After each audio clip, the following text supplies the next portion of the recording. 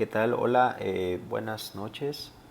Soy el doctor Ortiz y el día de hoy vamos a ver el tema de enfermedad renal crónica. En teoría, para que sea más fácil de entender, deben de ver primero el video de lesión renal aguda. Voy a tratar de ir un poco más rápido que en la clase pasada para no atrasarnos tanto.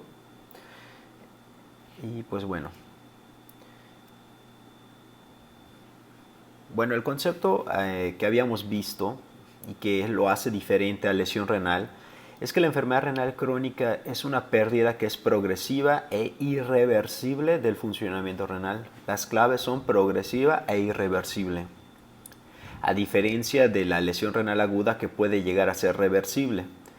También hay que tener en consideración que hay una temporalidad, en este caso el tiempo es más de 3 meses, y deben de haber anormalidades renales. Estas anormalidades renales deben de persistir más de 3 meses. Cuando decimos anormalidades renales pueden ser estructurales o funcionales. Y esto van a implicar va a tener implicaciones en la salud de la persona. La clave es duración más de 3 meses para diferenciar enfermedad renal crónica de lesión renal aguda y enfermedad renal aguda.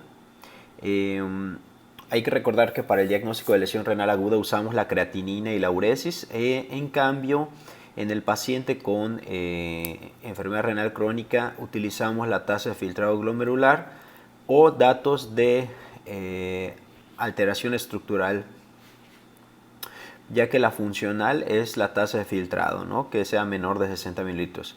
Cuando decimos alteraciones estructurales, nos referimos a la presencia de albuminuria que persiste más de 3 meses, anormalidades del sedimento urinario, como ya vimos en lesión renal aguda, pero que estos persisten más de 3 meses, desórdenes tubulares con trastornos ácido-base que persisten más de 3 meses, alteraciones estructurales vistas por imagen, tomografía, ultrasonido o resonancia que persisten más de 6 meses, o el simple hecho de que se le haya trasplantado previamente se considera un dato de enfermedad renal crónica.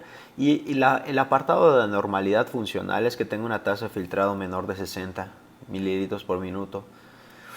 Esto es lo que habíamos visto en la clase de lesión renal aguda. Vean como aquí dice enfermedad renal crónica. Aquí la AKD significa enfermedad renal aguda. Aquí lesión renal aguda y aquí no hay enfermedad renal. Aquí donde dice chronic, vean cómo es tener un criterio funcional que puede ser tasa de filtrado menor de 60 por más de 3 meses. O criterio estructural, que es tener un daño renal por más de 3 meses. Este daño renal puede ser directo o indirecto, si es por biopsia, si es por sedimento urinario, por imagen, etc. Como vamos a ver, no voy a redundar en la de lesión renal aguda, enfermedad renal aguda, ¿sí? Porque ya lo vimos en la clase de lesión renal aguda. Estas son las definiciones de lesión renal aguda. En realidad lo único que me interesa es que vean que los criterios de lesión renal aguda se basan en modificaciones de la creatinina en un periodo menor a 7 días. ¿Sí? Aquí está. Y hay criterios de volumen urinario, pero eso se vio en la clase de lesión renal aguda. Aquí te dice algunos factores.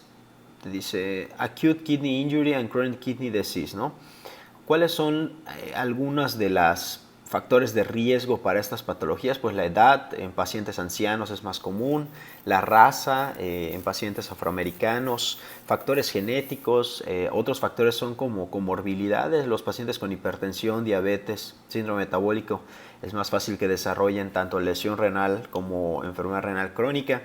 También es importante recordar que uno favorece la otra. Los episodios de lesión renal aguda repetidos favorecen la enfermedad renal crónica y pues tener enfermedad renal crónica te predispone a tener episodios de lesión renal aguda. Hay unos modificadores de la enfermedad. El hecho de que tengas proteinuria es de peor pronóstico. La duración de la lesión renal aguda, mientras más tiempo persista obviamente es peor. Más episodios de lesión renal aguda es peor, etcétera. Y también tenemos unos resultados, o sea, qué nos va a afectar en la afección renal, sea crónica o aguda.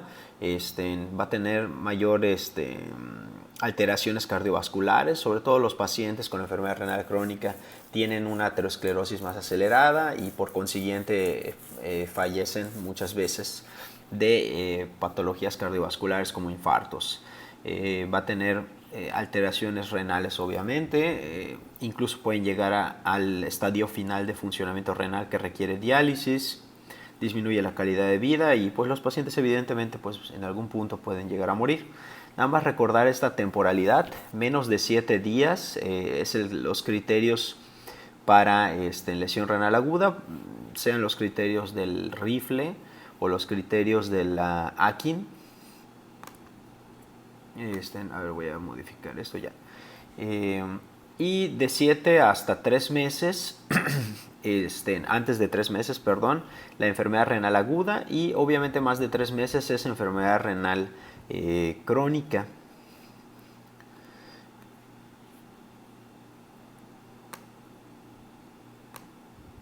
Pues aquí, como podemos observar, esta ya es la clasificación de enfermedad renal crónica, la más actual, y pues es del KDIGO, ¿sí? Es la clasificación del KDIGO, que significa Kidney Disease Improving Global Outcomes.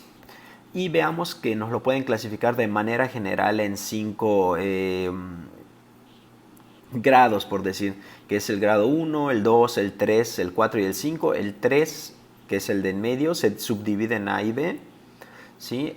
Podemos considerar que el grado 1 tiene una tasa de filtrado glomerular normal o incluso puede estar aumentada, más de 90 es el corte. Yo les exhorto a que aprendan el otro extremo, en vez de que se vayan aprendiendo de uno en uno gradualmente, sino en extremos. Más de 90 y menos de 15, que es falla renal propiamente, ya falla del funcionamiento.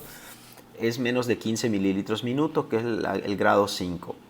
Luego el grado van aumentando de 15 en 15, por ejemplo, menos de 15, 5, de 15 hasta menos de 30, 29 es grado 4, de 30 a 45 es grado 3B,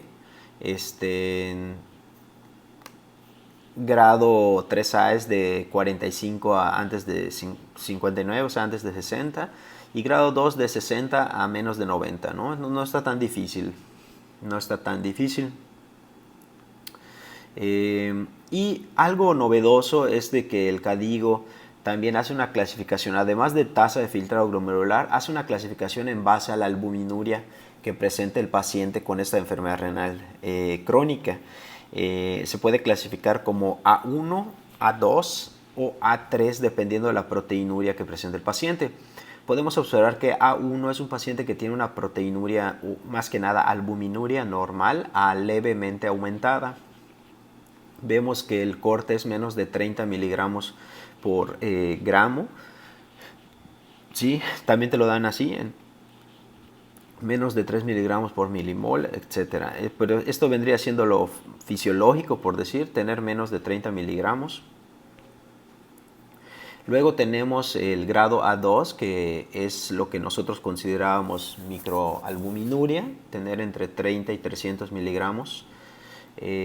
Aquí el KDIGO lo llama moderadamente incrementada, y severamente incrementada, incremento severo por decir, se le denomina a tener más de 300 miligramos, ¿sí? Lo que nosotros pues denominaríamos proteinuria, una macroproteinuria o proteinuria manifiesta, ¿sí? Vean que obviamente los colores, el rojo representa un alto riesgo de requerimiento de diálisis, a eso se refiere. El verde es de bajo riesgo para requerimiento de tratamiento sustitutivo con diálisis. Obviamente los pacientes que tengan proteinuria, si se dan cuenta, en A3, o sea, la mayoría son cuadritos rojos, independientemente de la tasa de filtrado, salvo el estadio 1, digo el grado 1 y el 2, pero pues finalmente es de en alto riesgo. Los del rojo son de muy alto riesgo. Entonces los que tienen proteinuria se ha visto que progresan más a requerimiento de diálisis. Y obviamente también los que tienen un grado más avanzado, o sea, una tasa de filtrado glomerular más disminuida. Aquí tenemos una imagen graciosa, son los 5 grados. El grado 5, como pueden observar, pues ya es un tratamiento sustitutivo del funcionamiento renal. También tenemos el grado 1, que se acuerdan era más de 90, por eso se ve como se supone que está incrementada o normal la tasa de filtrado. Luego podemos ver que es leve la disminución, moderada y severa. Recuerden que el 3 se divide en 3A y 3B. ¿Sí? Ya el grado 5 requiere diálisis para el paciente. Y en el grado 4 pues se le prepara al paciente para darle un tratamiento sustitutivo de función renal de manera oportuna. ¿Por qué es un problema de salud? Es importantísima. La enfermedad renal crónica es un problema de salud pública a nivel mundial. Afecta al 10 a 15% de la población de todo el mundo. En México se estima que hay una incidencia de 377 casos por cada millón de habitantes al año. En el 2010 existían 52,000 pacientes que estaban en tratamiento sustitutivo de la función renal. En México, la mayoría, o sea, casi 2/3 o 2/3, estaban en diálisis peritoneal de estos pacientes que requerían tratamiento sustitutivo. En nuestro país, la principal modalidad es diálisis peritoneal. En otros países, en países desarrollados, la principal es la hemodiálisis. Obviamente, los países de Norteamérica son países, por ejemplo, en Norteamérica, donde se encuentra México, Estados Unidos, Canadá, hay una mayor prevalencia de enfermedad renal crónica. ¿Sí? En los países, por ejemplo, como, ¿dónde están? Bueno, principalmente los del norte son los que están un poco más afectados, ¿no? En lo que es en el occidente. Y hay unos factores de riesgo para enfermedad renal crónica o para progresión de la enfermedad renal. Por ejemplo, es lo que les decía, cualquier albuminuria por cualquier causa que persista es un factor de riesgo para el desarrollo de enfermedad renal crónica. La hipertensión que persiste por varios años, episodios múltiples de lesión renal aguda es un factor de riesgo para enfermedad renal crónica. Tener una patología renal de base, estar obeso, tener dislipidemias, fumar, una dieta alta en proteínas, tener acidosis metabólica por cualquier causa, algunas alteraciones electrolíticas como la hiperfosfatemia, la hiperuricemia y la hiperglicemia favorece. Hay algunas alteraciones genéticas, ser afroamericano o nativo americano, ser hombre, a más edad, antecedente familiar de diabetes, enfermedad renal crónica o bajo peso al nacer son factores de riesgo para desarrollar enfermedad renal crónica.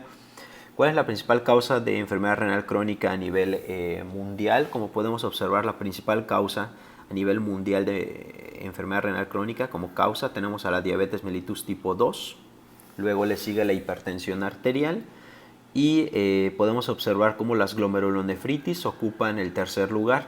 Este tercer lugar en países del sureste de México, por ejemplo, donde vivimos, Yucatán, la litiasis renal ocupa ocupa este lugar. La verdad, el tercero o segundo lugar como causa de enfermedad renal crónica, la litiasis renal. A nivel mundial, pues ya vemos que es la glomerulonefritis. Otras posibilidades son la diabetes tipo 1, ¿sí? Tenemos a las patologías tubulointersticiales, principalmente, ¿no? Bueno, ¿cuál es la patogénesis de progresión de la enfermedad renal crónica?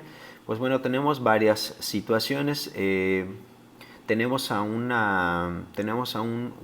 daño primariamente en el riñón o una enfermedad crónica en el riñón que se vaya dando progresivamente. Esto va a hacer que se reduzca el número de nefronas, ¿sí? Que mueran cierto número de nefronas. Esto puede condicionar una mala adaptación de estas nefronas restantes. La mala adaptación de estas nefronas restantes puede condicionar que se active el sistema renina-angiotensina-aldosterona y condicionar una hipertensión sistémica. Obviamente esto va a condicionar alteraciones tanto en hemodinámicas como en este lado, como alteraciones que no son hemodinámicas. De estas alteraciones no hemodinámicas puede haber un proceso de inflamación o fibrosis. Esto va a causar una regulación a la alza mediante factores de crecimiento. ¿Sí? Solo se va a favorecer mayor proceso inflamatorio, mayor daño oxidativo. Esto obviamente va a activar a los fibroblastos que van a formar tejido fibrótico, van a alterar al endotelio, al mesangio, ¿sí? Y pueden causar una hiperplasia tubular de las células tubulares o una hipertrofia. Finalmente, estas alteraciones de fibrosis, de alteraciones del endotelio, del mesangio, van a condicionar o pueden condicionar la presencia de proteinuria. Asimismo, también se puede dar por esta fibrosis un cambio en el riñón que se llama glomeruloesclerosis, así como esclerosis, que es la formación de tejido fibrótico, en fibrosis tubulointersticial. Obviamente estas dos, tanto la proteinuria como esta fibrosis, glomerulosclerosis y fibrosis tubulointersticial, van a condicionar una reducción progresiva de la tasa de filtrado glomerular, y esto va a ser una especie de círculo vicioso en el que va a continuar el proceso. Dentro de las alteraciones hemodinámicas por la activación del sistema renina-angiotensina, tenemos que puede haber una vasoconstricción sistémica y la retención de sodio, así como la vasoconstricción de la arteriola eferente. Esto puede condicionar una hipertensión glomerular e hiperfiltración. Esto puede condicionar hiperplasia endotelial y mesangial con un incremento en el tejido de la matriz extracelular. Esto va a favorecer un incremento en la permeabilidad glomerular y va a pasar lo mismo, favorecer la proteinuria, favorecer la glomerulosclerosis tubulointersticial, que va a condicionar una reducción progresiva de la tasa de filtrado glomerular y vuelve a empezar. O sea, es un círculo vicioso. ¿Cuál es el cuadro clínico de una enfermedad renal crónica? Pues hay muchas manifestaciones que pueden ir sucediendo de forma paulatina. Sin embargo, las manifestaciones, como pueden ver aquí a la derecha, acá hay manifestaciones de un síndrome urémico agudo. El síndrome urémico agudo es un término más adecuado para referirnos a los síntomas relacionados con hiperazoemia en un paciente con lesión renal aguda. El término síndrome urémico, o lo que dice su programa como síndrome urémico crónico, en realidad pues es un estadio pues ya avanzado de la enfermedad renal crónica por la pérdida de la función, hasta que llega un punto en el que el paciente ya puede presentar muchos de los datos clínicos que vamos a mencionar. Por ejemplo, en sistema nervioso central, el paciente puede presentar cefaleas, letargo, somnolencia, asterixis, algo que puede suceder, que puede presentar los pacientes. Pueden haber datos de afección periférica, unas polineuropatías que se puede expresar como mano caída, pie caído. ¿Sí? También puede haber alteraciones de la sensibilidad. La hiperazoemia persistente puede condicionarnos una polineuropatía periférica en guante calcetín, algo parecido a los pacientes con diabetes por su polineuropatía diabética. También puede haber alteración de la respiración, puede haber acúmulo de líquido, derrame pleural por la retención de líquido, ¿sí? Más en enfermedad renal crónica. Igual en un estadio más avanzado se puede acumular líquido en el pericardio, puede haber una pericarditis, ya vimos en lesión renal cómo se diagnostica. Puede haber pérdida de peso, las mujeres pueden presentar pues amenorrea, que es no menstruar, disminución de la libido, gastrointestinal, pues puede haber náusea, anorexia, vómitos. En la piel, sobre todo en los pacientes con enfermedad renal crónica, puede haber una coloración amarillenta de la piel, prurito o palidez, si el paciente ya tiene anemia, como puede ser por una enfermedad renal crónica que puede condicionar una anemia de la enfermedad crónica. Y puede haber debilidad muscular por la afección ya crónica.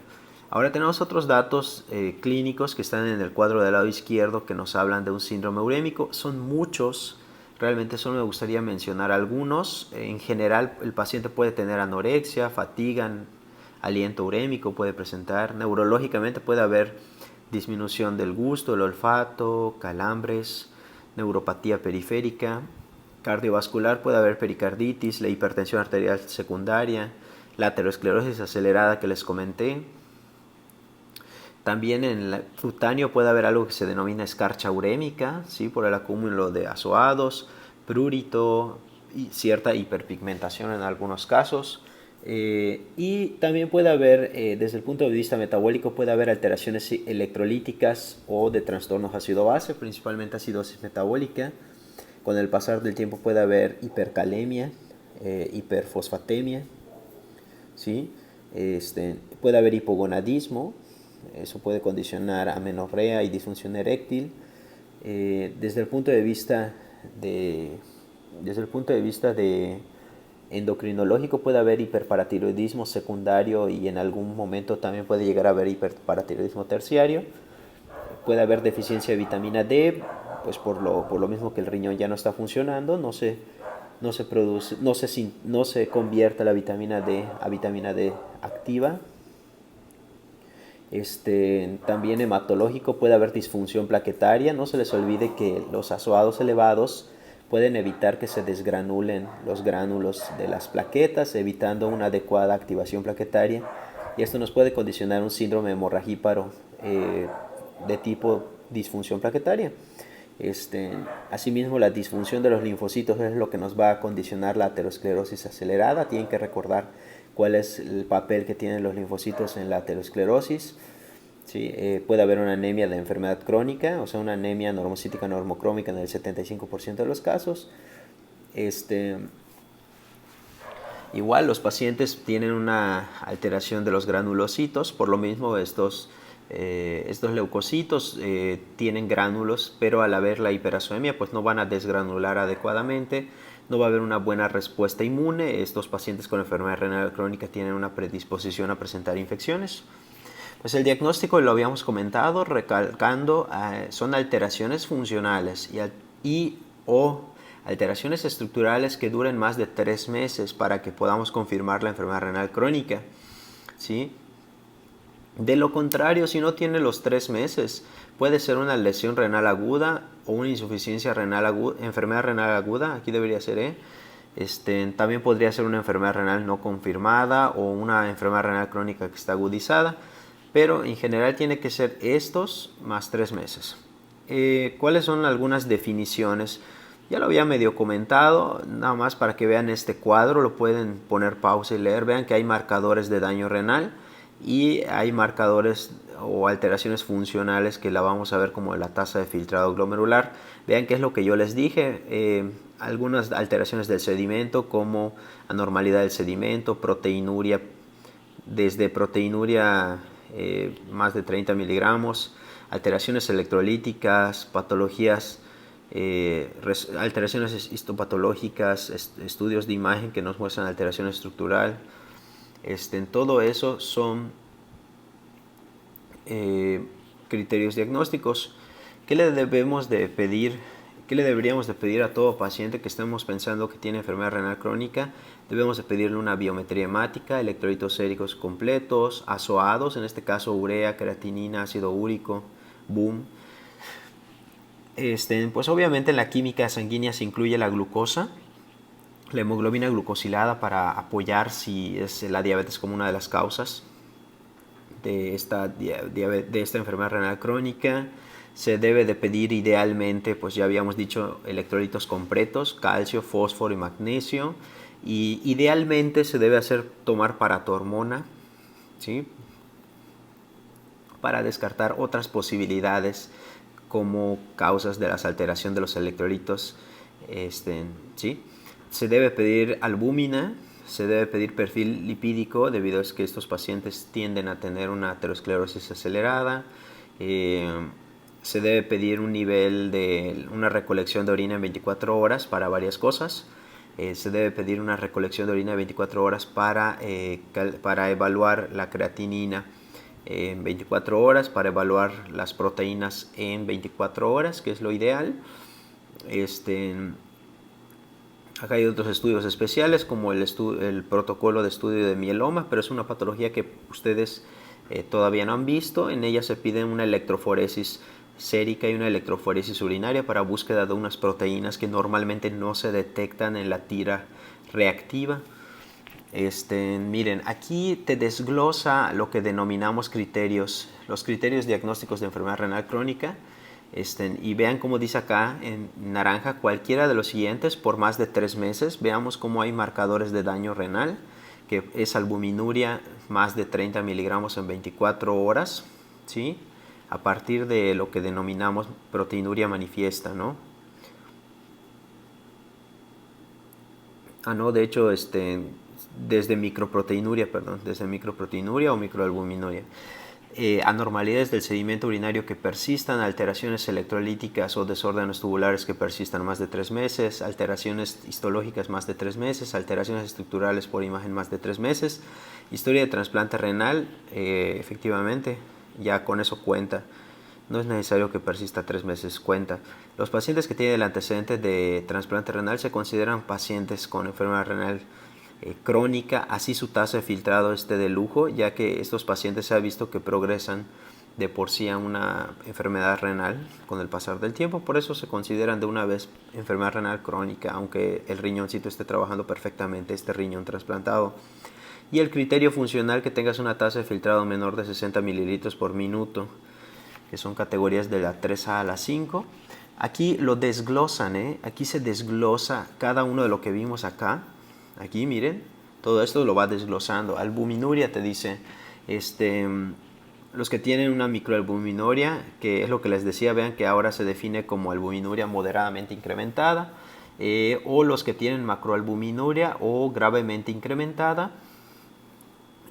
Las anormalidades del sedimento urinario, que ya se los había comentado, una hematuria microscópica con morfología normal, cilindros de cualquier tipo, pero que persistan más de 3 meses, desórdenes tubulares, como por ejemplo tener síndrome de Fanconi, que es un síndrome en el que se pierden varios electrolitos, glucosa, entre otras. También las normalidades por histología, pues bueno, aquí más que memorizar, pues es el hecho de que lo que les comenté, ¿no? Alteraciones en la biopsia renal, sobre todo que te digan la palabra crónica en la biopsia, anormalidades estructurales por imagen. ¿Se acuerdan que les comenté? Los pacientes que tienen quistes renales ya se considera una enfermedad renal crónica. Los pacientes que tienen hidronefrosis que persistan más de 3 meses, tumores renales, riñones pequeños e hiperecoicos en el ultrasonido. Esto es un dato característico, ¿sí? Recuerden, el eje longitudinal bilateral de los riñones menor a 10 es sugerente, así como la pérdida de la relación corteza-médula del riñoncito. ¿Se acuerdan que la corteza eran los glomérulos? Entonces, si disminuye o se pierde esa relación que les comenté en el pizarrón en la clase pasada, pues se consideran cambios relacionados a enfermedad renal crónica, así como historia de trasplante. Es lo que les decía, los receptores de trasplante tienen riesgo de muerte y enfermedad renal terminal incrementados comparado con la población sin enfermedad renal, por eso se consideran pacientes con enfermedad renal crónica. Así su tasa de filtrado glomerular con el nuevo riñoncito sea de 100, 110 mililitros minuto, eso no importa, se considera enfermedad renal crónica. Vean, aquí te ponen unas... pues las categorías que vimos, ¿se acuerdan? Grado 1, 2, 3A, 3B, 4 y 5. Aquí las tasas de filtrado, aquí los términos, como se les denomina. Y aquí, ¿qué es lo que tienes que hacer? ¿Cuál es el plan de acción? Vean cómo los pacientes que están en grado 1, pues es diagnosticar y tratar las causas, las comorbilidades, evaluar los factores de riesgo de enfermedad renal crónica, etc. En realidad, pueden seguir leyendo ustedes, pero el que me interesa es el 4. Te dice el 4, el grado 4 te dice prepara al paciente para un tratamiento sustitutivo renal. O sea, quiere decir que ya con tiempo ya tienes que preparar al paciente porque este paciente está progresando y va a requerir diálisis. Puede ser que sea por trasplante o por diálisis. Y ya el estadio 5, pues ya definitivamente ya tienes que empezar un tratamiento sustitutivo de función renal. Puede ser de manera urgente si el paciente presenta datos de síndrome urémico. O puedes continuar de forma conservadora hasta que suceda esto, pero no hay que llegar a ese punto, hay que darle el tratamiento sustitutivo de una vez. También te dice lo que tienes que hacer de acuerdo a los estadios de A1, A2 y A3 de la proteinuria, ¿se acuerdan? Y te dice aquí el plan de acción, el que me interesa así como más es, ¿dónde lo dice? Te dice que a partir del A2, te dice que le empieces el tratamiento con inhibidores de la enzima convertidora en angiotensina o con los ARA2, así como un control de la presión arterial si el paciente es hipertenso. Te dice, ¿no? O sea, que el paciente ya tiene que estar usando yecas desde A2, ¿sí? Para la proteinuria. Y si el paciente tiene síndrome nefrótico, hay que darle tratamiento, ¿no? ¿Cuál es el tratamiento de los pacientes que tienen enfermedad renal crónica? Creo que me pasé. Bueno, pues el tratamiento para los pacientes que tienen enfermedad renal crónica es desde su dieta, ¿no? O sea, hay que evitar obviamente comer alto contenido de sal para prevenir mayor hipertensión de la que probablemente ya tienen varios de ellos. Evitar la sobrecarga hídrica, sobre todo los pacientes que tienen están oligúricos o anúricos, los que orinan poquito, tienen que limitar su ingesta de líquidos. Ahora, también la dieta hay que prevenir las alteraciones de los electrolitos, por lo tanto, se tiene que restringir su ingesta de potasio. Normalmente la ingesta de potasio en una persona sana es de 1 a 2 mil equivalentes por kilogramo al día. Sin embargo, en los pacientes con enfermedad renal crónica se restringe a solo 40 mil equivalentes al día. En el fósforo igual 1 gramo al día, y hay que evitar el magnesio extra en la dieta. Y se debe restringir las proteínas y mantener una ingesta calórica limitada para limitar el catabolismo proteico endógeno. Aquí me llama la atención que este cuadro te dice cuáles son las terapias o los manejos que han demostrado disminuir la progresión de la enfermedad renal crónica. Aquí dice, han demostrado beneficio.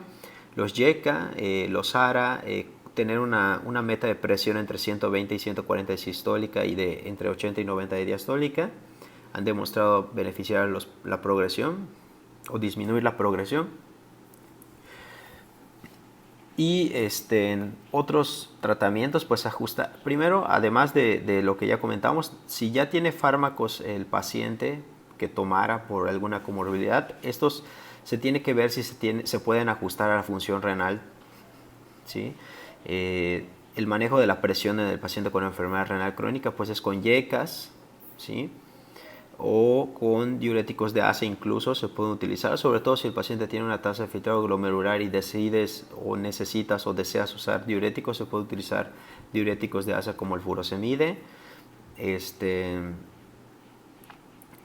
Los yecas, en realidad aquí donde dice yeca meta, esta meta es principalmente para pacientes diabéticos y que ya tienen además nefropatía o enfermedad renal. Esta meta es más estricta, de 130-80, hay libros que te dicen 130-85 como meta. Si no es diabético, la meta en general, aunque si es nefrópata, es que tenga menos de 140-90. El manejo de la aterosclerosis acelerada y la dislipidemia, pues se debe de dar estatinas, a no ser que haya alguna contraindicación.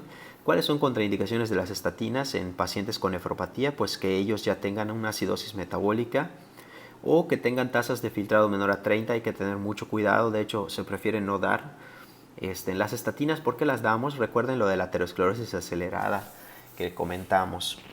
¿Y por qué no se da cuando hay acidosis? Porque uno de sus efectos que puede condicionar las estatinas, pues puede condicionar mayor daño muscular, acidosis, etc. El manejo de la acidosis metabólica del paciente que tiene enfermedad renal crónica es con bicarbonato de sodio. Generalmente cuando el paciente con enfermedad renal crónica tiene una tasa de filtrado menor de 10 es cuando empieza a presentar un acúmulo de ácidos. ¿Sí? La sangre del paciente queda muy ácida y eso es malo porque los procesos metabólicos no se pueden dar de una manera adecuada. Así que se le puede dar tabletas de bicarbonato de sodio. ¿Cómo se maneja la anemia? Pues miren, estos pacientes que tienen enfermedad renal crónica, cuando la tasa de filtrado glomerular es menor a 50, entre 25 y 50 es lo más habitual, empieza a haber una alteración en la producción de eritropoyetina. Se diagnostica cuando tienes una hemoglobina menor a 10, tienes una tasa de filtrado menor de 50 y que ya hayas descartado una anemia ferropénica. Entonces en ese caso se debe de dar tratamiento con eritropoyetina. Si tiene deficiencia de hierro se debe de dar suplementación con hierro. Si tiene deficiencia de B12 o ácido fólico se tiene que dar suplementación con estas vitaminas. Y el manejo de la coagulopatía, no olviden la causa de la coagulopatía. El manejo pues es dar desmopresina, ¿sí? La desmopresina. ¿Qué hace la desmopresina? Favorece la liberación de las reservas de factor de von Willebrand en las células endoteliales y esto disminuye el síndrome hemorragíparo en los pacientes que tienen diátesis hemorrágica, que significa síndrome hemorragíparo. Este fármaco nos va a ayudar para mejorar o disminuir la disfunción plaquetaria. ¿Cuáles otros manejos farmacológicos en enfermedad renal crónica? Es los desórdenes que hay en el calcio y el fósforo. Se puede dar, bueno, antes que nada tienen que recordar que los pacientes que tienen enfermedad renal crónica, estos pacientes pueden desarrollar hiperparatiroidismo tanto secundario como hiperparatiroidismo terciario. El hiperparatiroidismo secundario en realidad se debe a que como los riñones no están funcionando adecuadamente, obviamente se altera la conversión de 25OH, o sea, de vitamina D, 25OH, a 1,25 OH, que es el calcitriol o la vitamina D3, que es la forma activa de la vitamina D. Obviamente al no haber una vitamina D, el intestino no puede reabsorber suficiente calcio. Entonces los pacientes con enfermedad renal crónica empiezan a presentar hipocalcemia, van a tener vitamina D baja o disminuida. Esto va a estimular que se eleve la paratormona o la hormona paratiroidea para tratar de resorber más calcio en el osteoclasto, en los huesos. Pero es insuficiente porque a pesar de que va a liberar más calcio, no logra tener un buen nivel. Generalmente los pacientes van a tener hipocalcemia. Y por ese tipo de razones es que se puede dar suplemento de calcio. Aquí lo dice, por ejemplo, los TUMS, carbonato de calcio. Si se ingiere entre las comidas, es para tratar la hipocalcemia, va a incrementar el nivel de calcio porque se va a reabsorber un poco más. Y si se da junto con las comidas es para tratar la hiperfosfatemia. La hiperfosfatemia es otra alteración que presentan de forma característica los pacientes con enfermedad renal crónica.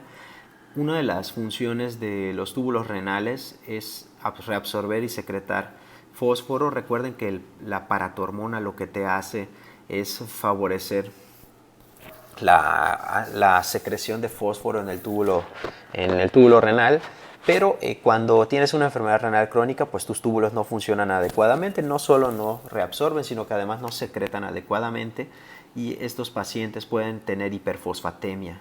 ¿Vale? De hecho son los datos que deben de percatarse en los laboratorios, la hipocalcemia, vitamina D baja, hiperfosfatemia. Entonces el tratamiento de la hiperfosfatemia, si es lo que predomina en este paciente, es dar carbonato de calcio junto con la comida porque el carbonato de calcio se une con el fósforo y eso va a disminuir o evitar que se eleve más el fósforo.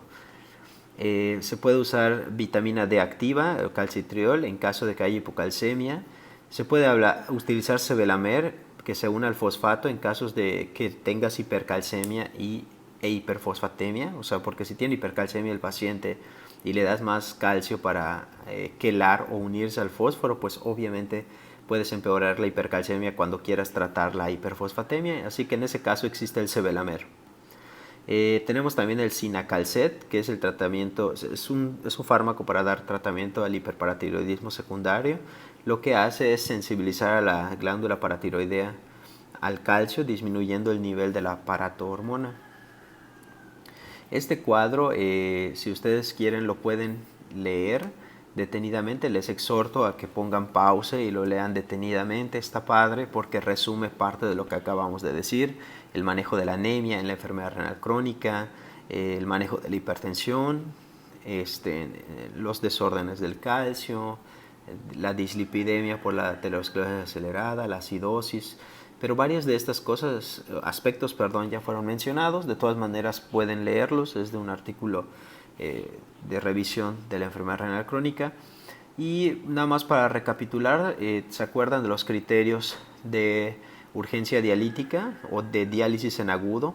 ¿Se acuerdan? Este es un poco más largo que el que vimos en lesión renal aguda. Sí, hay más criterios, pero en esencia son muy parecidos. Por ejemplo, los criterios absolutos para empezar diálisis son sobrecarga de volumen, hipercalemia, acidosis metabólica severa, pericarditis urémica, encefalopatía urémica, ¿se acuerdan? Una hipertensión refractaria, diátesis hemorrágica, ¿sí? Nada más que dense cuenta que les ponen asterisco a estos. ¿Se acuerdan lo que yo recalqué mucho en lesión renal aguda cuando vimos el tema? Dice que no haya respuesta a medicamentos. O sea, la sobrecarga hídrica, la hipercalemia, la acidosis metabólica, tiene que cumplir ese requisito, que ya le hayas intentado dar un tratamiento y aún así sea refractario ese tratamiento. Entonces ahí es cuando se dice que sí es un criterio tal cual absoluto para iniciar diálisis.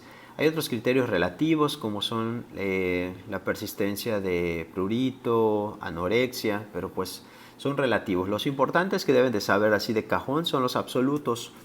Y de este lado hay una mnemotecnia muy bonita que es A, E, I, O, U, que son las que más que nada las que vimos en lesión renal, que es acidosis cuando tienes bicarbonato menor a 10, o sea, es una acidosis severa. Electrolyte imbalance, o sea, tener hipercalemia, porque te puede dar una arritmia ventricular. Intoxicación, o sea, es otra razón para dar diálisis, intoxicación por etilenglicol u otros. Esta obviamente no tiene que ver con la enfermedad renal crónica, pero pues es una razón para usar la diálisis.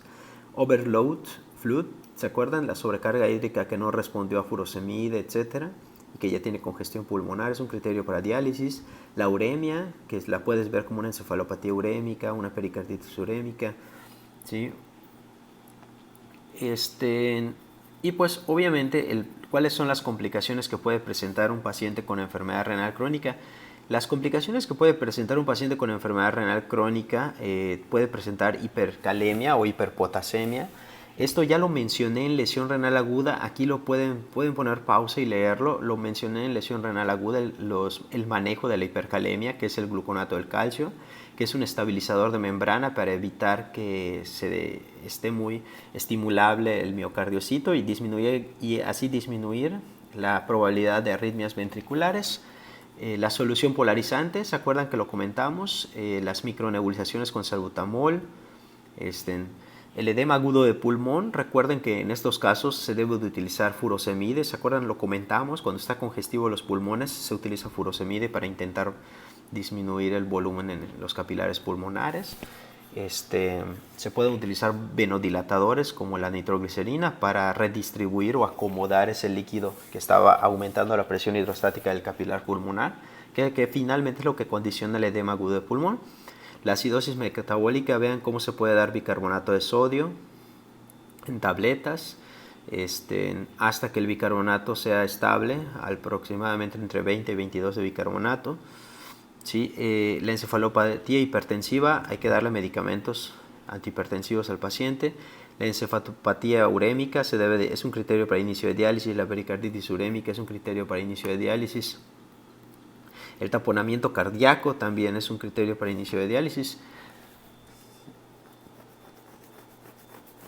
Vean cómo hay varias modalidades para inicio del tratamiento sustitutivo de la función renal.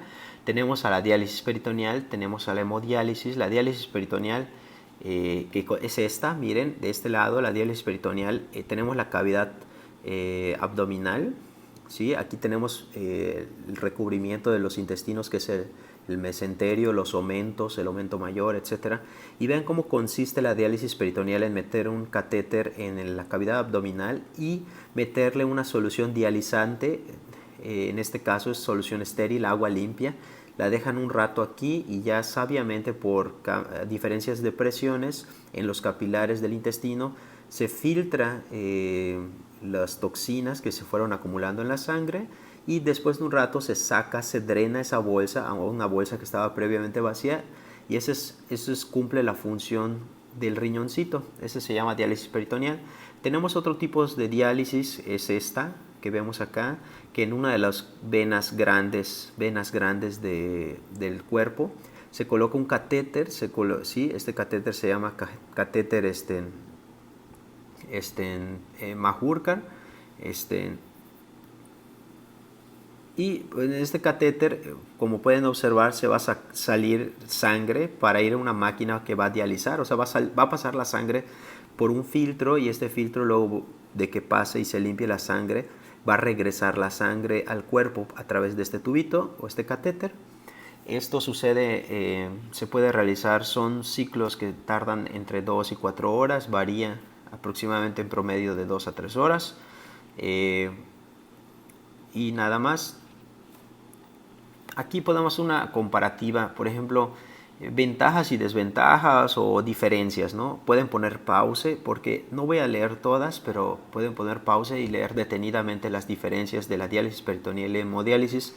Me voy a centrar en las importantes, como por ejemplo, cuáles son las complicaciones de la diálisis peritoneal. Una complicación muy frecuente son las infecciones del catéter que está en el abdomen y esto obviamente puede condicionar una peritonitis bacteriana, que es una infección de la cavidad abdominal, es bastante común. En cambio en la hemodiálisis pueden haber infecciones dentro de la sangre, ya que es un catéter que va directo al torrente sanguíneo, puede haber bacteremia, eso puede condicionar sepsis, ¿sí? Puede haber infección de los accesos vasculares. Una de las situaciones principales es de que los pacientes que que se les quiere poner diálisis de tipo hemodiálisis no pueden estar hipotensos, porque como se le saca la sangre al paciente y la pasan por una máquina, si está hipotenso y se lo quieres hacer al paciente, pues se puede hipotensar más. Entonces, cuando un paciente está hipotenso, se prefiere la diálisis peritoneal, que esta no te hipotensa como lo haría la hemodiálisis. Recuerden, complicaciones, alteraciones de la presión y infecciones del catéter. Aquí lo dice, miren, hay algo que se llama síndrome dialítico, que es cefalea, edema cerebral, hipotensión. Y la principal complicación de la diálisis peritoneal es la infección del catéter con peritonitis. Les repito, pueden poner pausa y leer esta diferenciación de diálisis peritoneal y hemodiálisis. Está muy interesante. Este cuadro en general me parece muy bonito. Y en general, ¿cuándo es prudente referir a nuestro paciente al nefrólogo? ¿Sí? Es prudente cuando tengamos, por ejemplo, una hipertensión refractaria a tratamiento con 4 o más antihipertensivos en paciente con enfermedad renal crónica. Eso ya lo debemos de mandar al nefrólogo. Si persisten las alteraciones del potasio, miren, aquí te dice que cuando el paciente se encuentre en una categoría G4 o G5 hay que enviarlo al nefrólogo. ¿Se acuerdan que desde G4 ya se debe de empezar un plan de tratamiento sustitutivo de la función renal? También los que tengan albúmina significativa, a pesar de tener ya su tratamiento con los YECAS, ¿sí?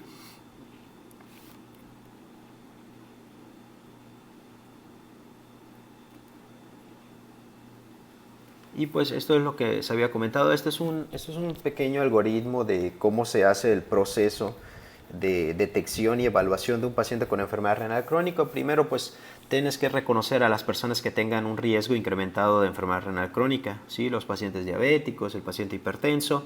Luego sigue hacer la evaluación para ver si de verdad este paciente tiene una enfermedad renal crónica. Te dice que mides la creatinina, estimes con la creatinina la tasa de filtrado glomerular a través de alguna de las fórmulas, sea la fórmula de Korsakoff-Gaut, la fórmula de MDRD, la fórmula de CKD-EPI, etc.